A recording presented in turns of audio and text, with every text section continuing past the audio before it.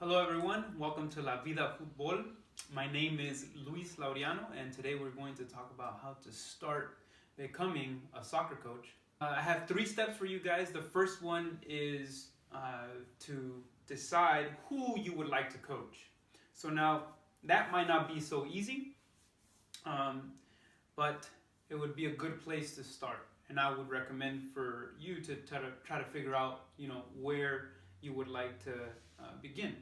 So, step 1, decide who you would like to coach. If you don't know who you would like to coach and you have no idea, then you will go into step 2 and then jump back to step 1. Step 2 is get some coaching experience by helping some coaches out.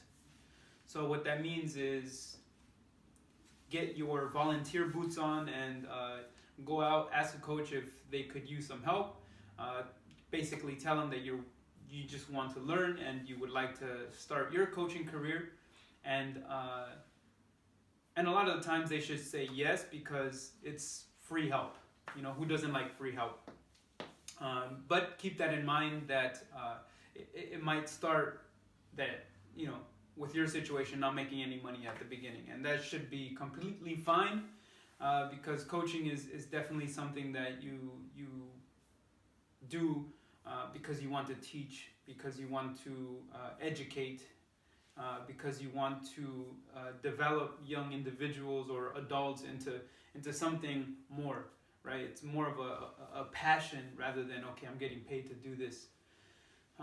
So you should be okay with not receiving any money at first, just so that you can get those, build those relationships and things like that. So I would recommend that you ask different club teams, different areas, with different age groups, different levels, and then help out maybe once a week. You can help out maybe 2 to 3 teams per week, and then you can later decide who you would like to focus on. So once you have maybe a solid month, maybe 2 months of volunteer work, helping different coaches, then you go back to step 1. You do like a little pros and cons list of all the areas and all the places that you coached at, and then this pros and cons list is simply to you. It's geared and it should be geared for you. So what that means is try to take the element of the coach that you were helping aside and leave that for a different list, or a different pros and cons list. So try to ask yourself, well, who did I enjoy coaching? Who did I enjoy communicating with? Who did I feel that I connected with more? Who did I feel that I could deliver my message to? Who did you feel that you essentially felt comfortable around, right? So all these things are important for the beginning, because you would like to be in a very comfortable coaching place and something that you enjoy.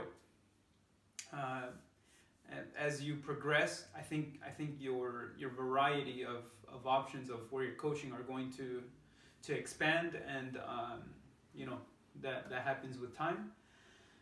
So that's the first pros and cons list. The second pros and cons list is, okay, well, you helped out all these different coaches.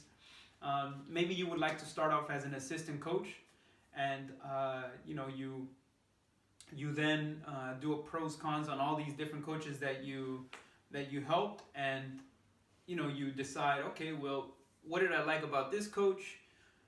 What did you like about this other coach? What could be better? And you think about your own personality, your own what you feel is appropriate, and what you liked, what you enjoyed, what you didn't like. Also important to consider.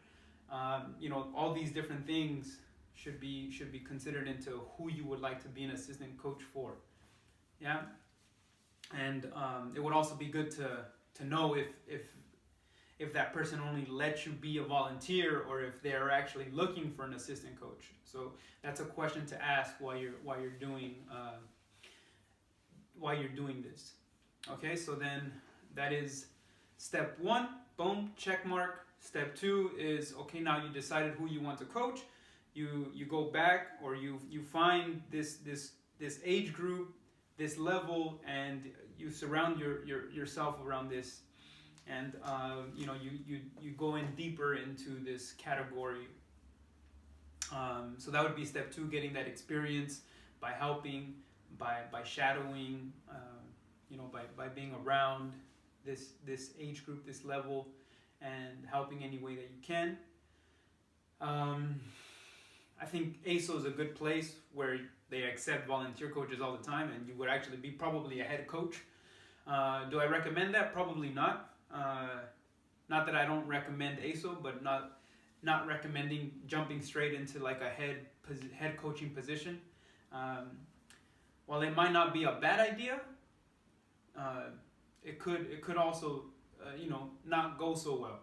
So it would be good to see how experienced coaches handle situations. For example, if you decide to coach youth, how they handle the parents, because a lot of this is also managing, right? You want to coach, and a lot of the coaching is fun because of these interactions that you have with your players. However, depending on who you're coaching, there's things that surround this group of yours. Okay, so if you do decide to be a head coach for a club, or they ask you, or whatever it is, then it would be good that if you're also helping a different coach, and also learning from this person. Okay, so step 3 is to educate yourself as much as possible. So learn whatever you can, read as much as you can, read about different topics. I would recommend reading books on athletes and how to coach athletes, and working on developing yourself first, and then you can educate a lot more, and because essentially the more that you know, the more that you can teach. So then those are the 3 steps. There is a 4th thing, but the 4th thing is more of a thing that if you are a coach, it comes from the passion. And we're talking about becoming, or starting to become, a soccer coach. So it's a little bit more targeted into soccer. So what that means is that you should develop a passion for the game, right? You should develop your own fun experience with the sport. So currently I coach a women's team, and I was coaching 2 days a week, and game on the weekend, and I was playing, so it becomes a little too heavy on the schedule. So I was playing semi-professional here in Germany, and I decided that it was a little too much of my time. I was away from home, a big portion of the time. So I decided to jump into futsal. So currently I'm playing futsal, and that's a little bit less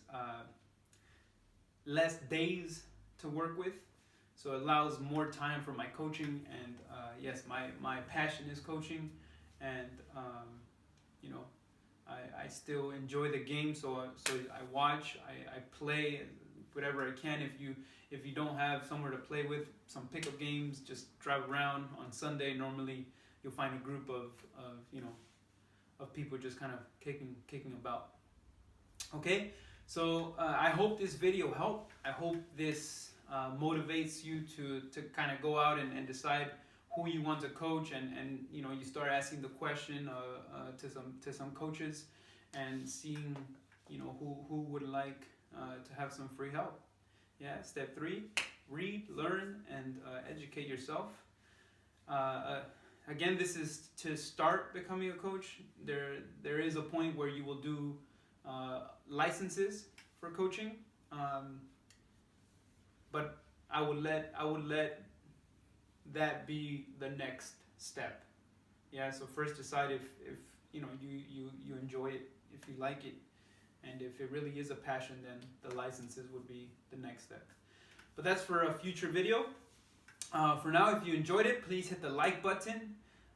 If you would like to continue learning about coaching and the coaching soccer topic, please hit subscribe, and I will see you guys soon. If you speak Spanish, I will have this video available in Spanish as well. So just, I'll add it to the link below, and yeah, you can watch this in Spanish. All right, so take care, and I'll talk to you guys soon. Ciao.